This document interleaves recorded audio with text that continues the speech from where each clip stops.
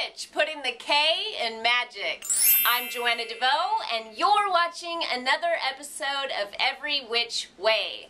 This time featuring David Hayward, aka the Naked Pastor. And if you have been listening to me or watching me for any length of time, it will come as no surprise to you why I wanted to talk to David. He was a pastor in the Christian church for many years and grew increasingly uncomfortable with the restrictions that he felt that religion was putting on him, and one day he just walked away from the church. And being an artist, he started exploring the journey that you set off on when you leave the church that you are very connected to in the way that he did, and all of the upheaval that results from that. So he explored that using illustration and the goddess Sophia as his guide. He created these really powerful illustrations of a young woman out in the wild, kind of rewilding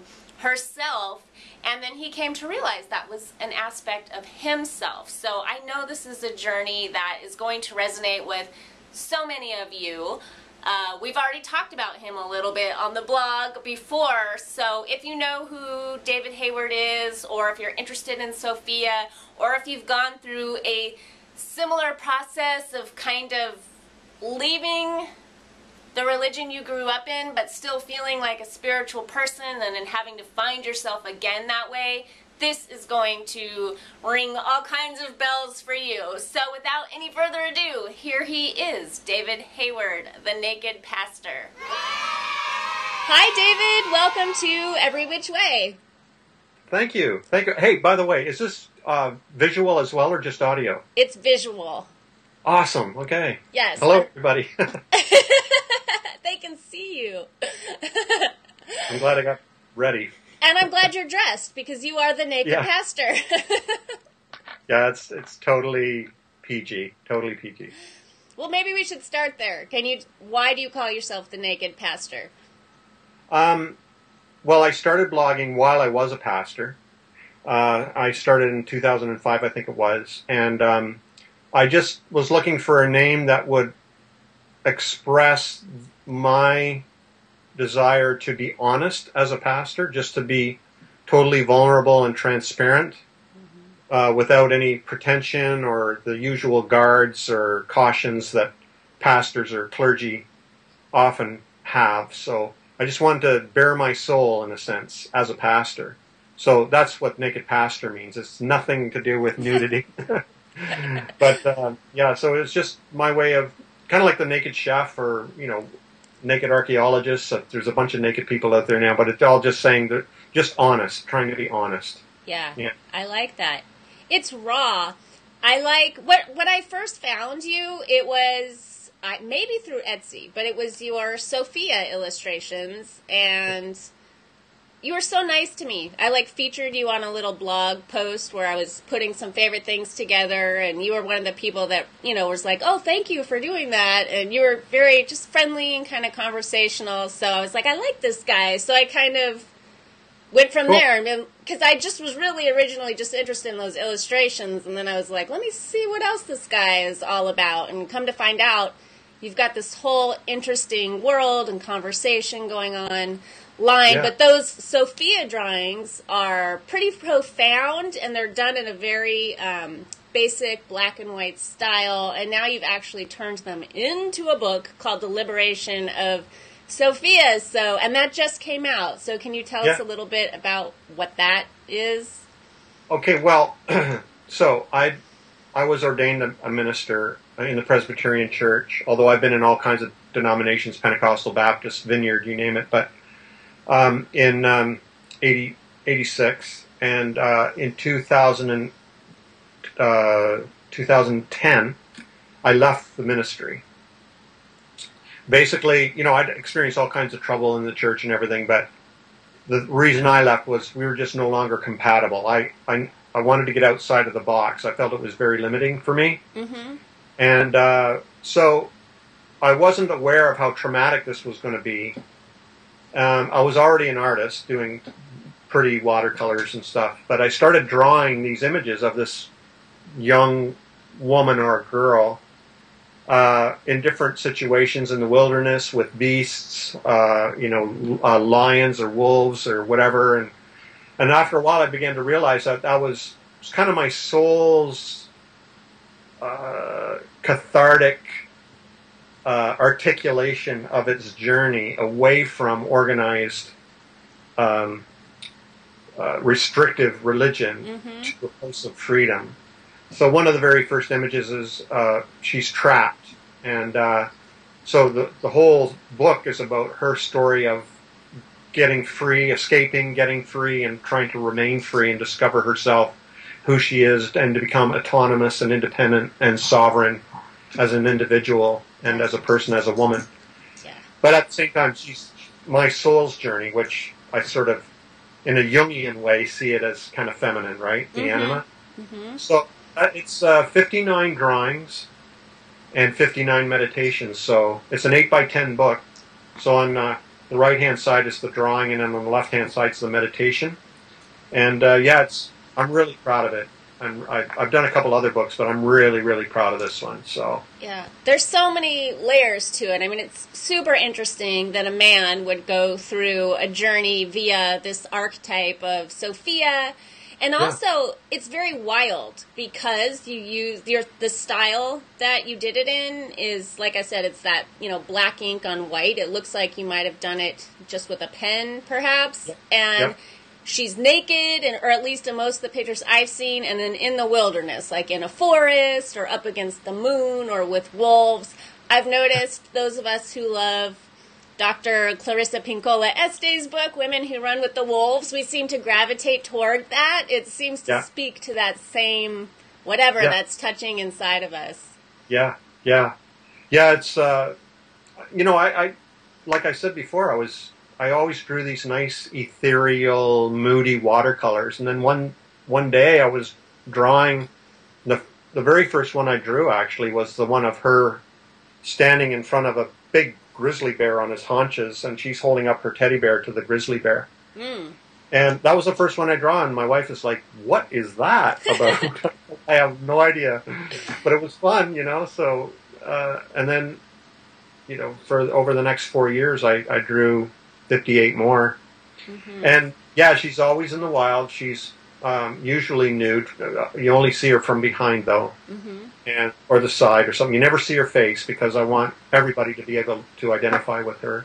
Right. And I want men as well as women to know it's for them, because it is the journey of a woman, but it's also the journey of the anima or the soul into Sophia, which is Greek for wisdom, right? So yeah. I can't remember who it was. I think it was maybe John Lash who described Sophia as sort of the go-between between God and man. Like, right. Is that how you imagine Sophia? Well, there's the Sophia traditions, and there's many of them, but one of them is that Sophia, which for some Christians might find her roots in Proverbs, right? Where it's all about wisdom, and the word is Sophia, and that she was kind of the intermediary between the divine and humanity, which then became the Christ, who is the Word, who is the wisdom of God, and so on. So there is that sense that she is a guide, and the interesting thing, it's interesting you brought that up, but it did become kind of a guide for me. Not only was it cathartic, it was helping me articulate my journey, which is a very traumatic one, away from, the church and ministry, because I lost not only my career, my job, my income, I lost friends, I lost a network of people, I lost support, I lost, a lot of things. There was a lot of loss at the time. And so it's very traumatic. And so she kind of helped me journey through that. She was not only my expression of it, but she almost became like a comfort every week when I was drawing her and writing about her. Yeah. I can see how it'd be a great book for, I relate to your story because I left my church and I had that kind of backlash. It took me like 8 years before I didn't feel guilty or like I was going to hell somehow in the back of my mind, even though consciously I didn't believe that anymore. It took a long time for me to catch up in a really deep way. But I think your book could also speak to somebody who just maybe is leaving a troubled marriage, for example, that step out into something new, because now you have a new community around you. You have something called the Lasting Supper, which is a community that you've created for people to keep the conversation going. And you haven't lost your spirituality. You're just defining it on your own terms. Exactly. And when you say that, and I'm nodding my head and I'm in agreement. Yeah, that's a good thing. But, for many, that's a bad thing. For many who are in an organized religion or something, there's a lot of control. Mm-hmm. There's leaders, there's authority, there's levels of authority. And for somebody, I coined a term for my community. It's a gathering of people who are spiritually independent or learning how to be spiritually independent. Yeah. But for many, that's problematic. You're not supposed to be independent. Sheep aren't independent. Mm-hmm. They're supposed to flock together, and there's supposed to be a shepherd over them, and leading them and making them lie down in green pastures and to drink from that brook, and all this kind of thing. So when you say it's that you've moved on and you're finding your own spirituality, to me, I think that's a very healthy and necessary thing. But for many people, that's very problematic, and for a lot of people, they're terrified of it, and that's why they stay in the herd. Or confined within the walls. What's interesting too, and I'm sure you relate to this, is because you are a pastor, you must have been a very spiritual child, just a person. It just must be a part of you. I'm sure you felt, I know growing up, I felt a really strong connection to God, and it wasn't God that I was leaving, it was religion. And then, of course, trying to define for myself what God is. But you never lose who you really are. You never lose that connection, even though you might redefine it or find new ways to connect to it. It's always there inside of you. Right. And that's a couple of the images, actually, in Sophia are her dreaming of her childhood when she was innocent and wild and carefree and thought independently and wasn't controlled, and she remembers back to her childhood when she still had wonder, and many of us lose that. Many of us lose that sense of wonder, and wandering off into the woods by ourselves, even though it was dangerous. It was something we did, and we were at one with nature and felt safe in the world, and but many of us lose that. So part of Sophia's journey is coming back to that sense of being wild and uncontrollable and full of wonder again. I love that. Yeah. So now you're kind of aging backward. Yeah. In a sense. You're kind of punk rock. I get this like punk rock spirit from you when I go through there's like a rebellious kind of thing, a thread that runs through. You do some really basic visuals for your cartoons. They're very, I don't mean this in a bad way. They're crude. They're like something you could draw with a pen on a white piece of paper. Feels like it just sort of like comes out of you in the moment, and then we get to see it right after. Yeah, well, that's something I challenged myself to do back in 2006. I thought, I'm an artist. I saw other cartoonists doing it online. I thought, I'm going to try a cartoon. I put up a cartoon and people liked it, and I thought, okay, I'm going to do a cartoon every day until I can't anymore. And I thought I might last a month. Mm-hmm. And here it is, 8 years later, and I'm still cartooning every day. So, I don't draw them on a computer, or I don't use any graphic software or anything. You're right, I just draw with a pen sometimes they're colored, most of the time they're just black and white line drawings on a piece of paper. And you're right, my tagline is graffiti artist on the walls of religion. I love that. So it is kind of naughty. Mm-hmm. And I am poking at the bear, the sleeping bear, and causing a stir. I love it. It's so for me. I just love it. And it's not flippant. What you're saying is important and relevant and profound. And it always packs a punch. It's just like one little like, whoop-ah, like morsel to think about. And I think that's why your drawing style is so powerful, because it allows you to just get the message right away. Yep. Yeah. Thank you. Thank you. Yeah. That's my hope. That's my hope, is that they're punchy and, you know, that, so like you mentioned the Lasting Supper, the Naked Pastor site is really, preachers, there's some preachers who say we are to afflict the comfortable and comfort the afflicted. And so, Naked Pastor is afflicting the comfortable, but the Lasting Supper is comforting the afflicted. So there are two different things going on. Like you said, the Lasting Supper is my online community of like-minded people who are spiritually independent. Most of them have left the church. Mm-hmm. But the way they got there, though, was through Naked Pastor, seeing that somebody out there is saying the emperor has no clothes. Yeah. Kind of thing. Yeah. Yeah. Yeah, it's so beautiful that you created that community, because just personally speaking, for me, when I went through that whole process, there was a part of me that felt sort of like bad, you know, like I forever was going to be the bad person. So I even like played up that and really like leaned into that for a while before I kind of came full circle to a more authentic, like, it's not bad, it's not good, it's just who I am. And when you have a group of people that, I don't know, you can reflect with and share your experience with, you realize, like, okay, I'm not an awful person for, you know, leaving. There's a lot of people that have this experience, and they're spiritually connected. Exactly. Exactly. That's one of the main things people find from the Lasting Supper. I'm not crazy. I'm not crazy. Yeah. You know, they realize that there's tons of people going through what they're going through. Of course, you can't talk about it. Where do you talk about that? Yeah. You don't talk about it at church. You don't talk about it at your job, because you know, you're either in the church or you're out. My experience or observations are, if you're in the church, you're spiritual. If you're out, then you're pseudo spiritual. Mm-hmm. And so,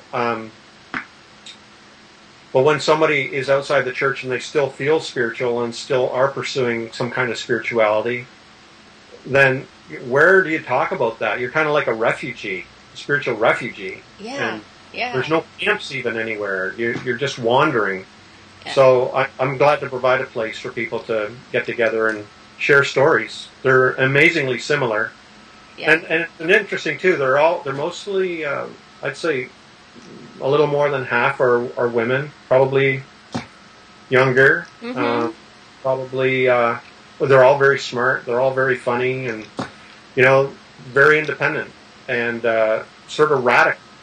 But their experience is that that's just not acceptable in the religious culture they were in. Yeah. Oh yeah. Oh yeah. Yeah. I think women it's easier for us to question those things, because when you grow up, let's say in an Abrahamic religion, you don't see yourself reflected back at you in the divine. And then there's just a lot of rules that still I have to hear about when I go back to visit my family, about how, you know, it's like God is up here and he's in charge of everything, but then man is here and he's in charge of the kids and the women, and you obey the man.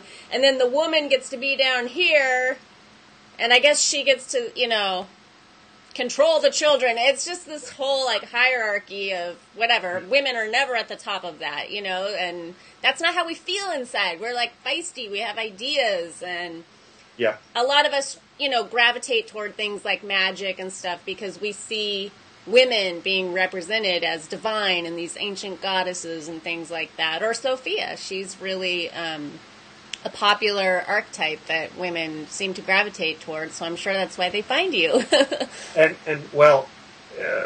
and culturally, socially, like down through the ages, we used to burn women like you at the stake, right? Right, yeah.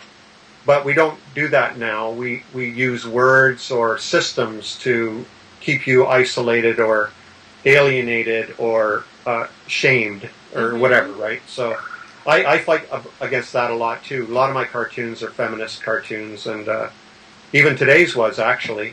There's two old fellas. One guy's writing in a scroll, and one man is saying, "How are we going to keep women in subjection to us?" And the guy says, "I know. I'll tell a story about how they brought sin into the world." And that's how it's done. Just as he shoots. You have one talking to, I think it's a son. He's asking his dad why they put the daughter up on a pedestal, and he's talking about how I can't quote it verbatim, but he's talking about how it's to basically put her in a cage of perfection so he can own her then. You objectify the woman, the female, and then that way she's an object, right? Mm-hmm. She's not a person, and so on, Something you can possess. That's the thing I talk about a lot. And Sophia really does symbolize this sort of belligerent tenacity to be free from authority. And that offends a lot of people, not just men, but women too, who are under that kind of authority. So, but I'm excited to watch a lot of my friends, women friends, a lot of women are getting free. And for some women in some places, like in certain places in the United States, for women to be spiritually independent and to speak their minds is very risky. Mm-hmm. It's very costly. And I'm watching friends of mine losing the respect of their families and, constantly being preached at when they go home for Thanksgiving.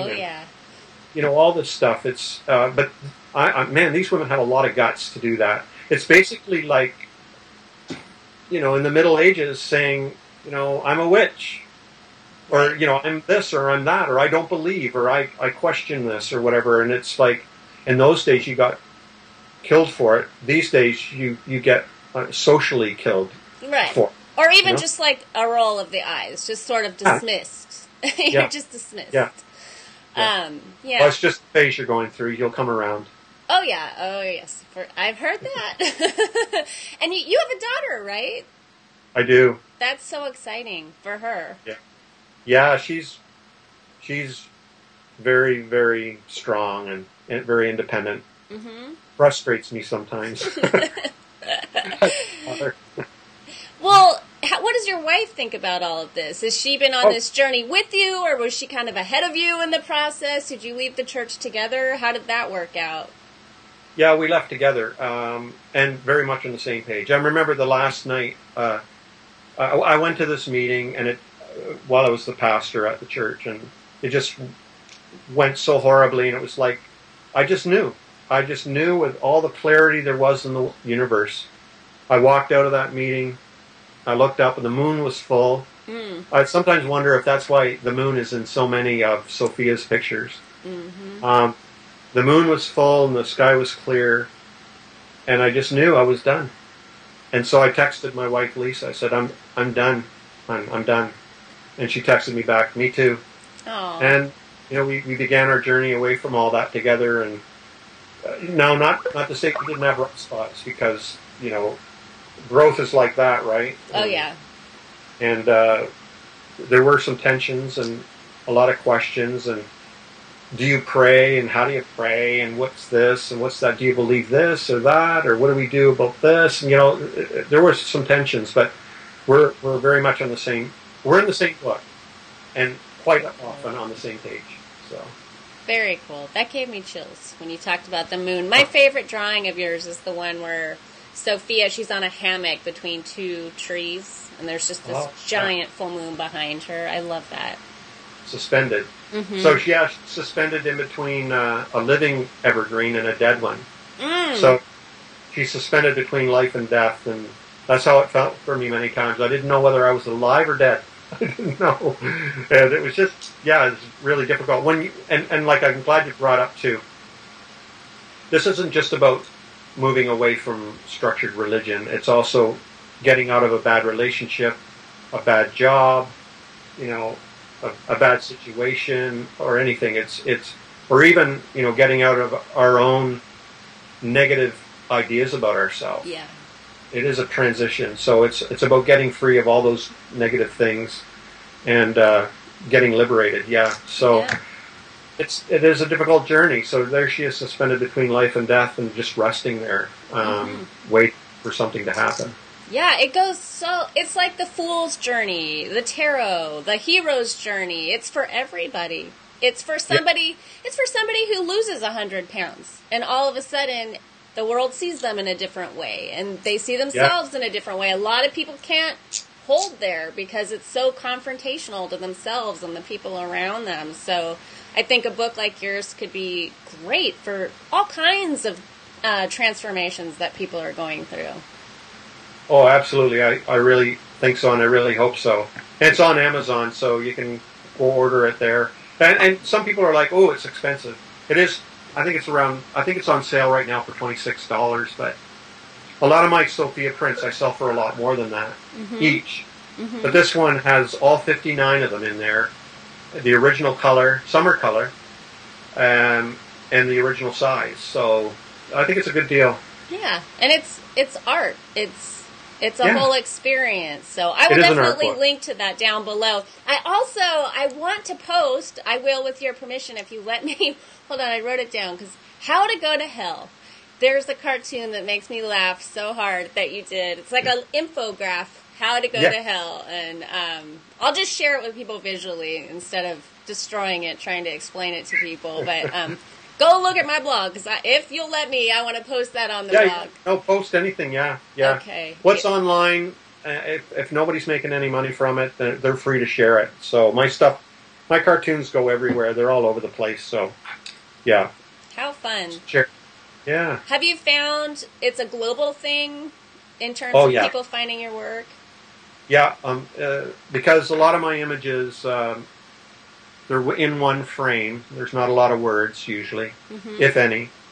And so it's crossing language barriers as well. But my biggest readership is in the States, even though I'm in Canada. Second one is Canada, then the UK, Australia, South Africa, and then across South America and Europe and stuff. So it is pretty global. And even members of the Lasting Supper are from all over the world. So how interesting. You've got a global congregation now. And you've written a couple of other books, The Naked Pastor 101 and Without a Vision, My People Prosper. And I wanted to make sure I mentioned those too, because it looks like you're starting to form a body of work in line with this whole new direction your life is taking. Yeah. The first one there is a book of cartoons, and the next one is a book about vision, how visionary thinking can sometimes destroy a community. And so I talk about that. I have another book I'm working on right now called The Art of Coming Out. Oh. And it's all about for my gay friends, and so I'm looking forward to that one. And it's going to be specifically for being gay and coming out, because I have to say, in the witchy community, it's called coming out of the broom closet. When people, like that. Yeah, so they might want to check that out too. I'm sure it applies in a lot of ways. Oh, it does. Yeah. No, there's all kinds of coming out, right? I mean, I came out theologically to my church, right, and it was high risk, and it ended up being high cost, but I had to in order to be me, to be authentic. So, yeah, no, there's all kinds of coming out. Absolutely. I have a question for you, too, that I wanted to make sure I asked, because I don't know if I fully understand this, so maybe you can help me. You wrote something that you want to do is help people deconstruct without the self-destruct. So are you talking about Well, I'll just let you tell me, because I'm asking. Yeah. Deconstruction is just a term that is becoming more and more popular. It actually began with...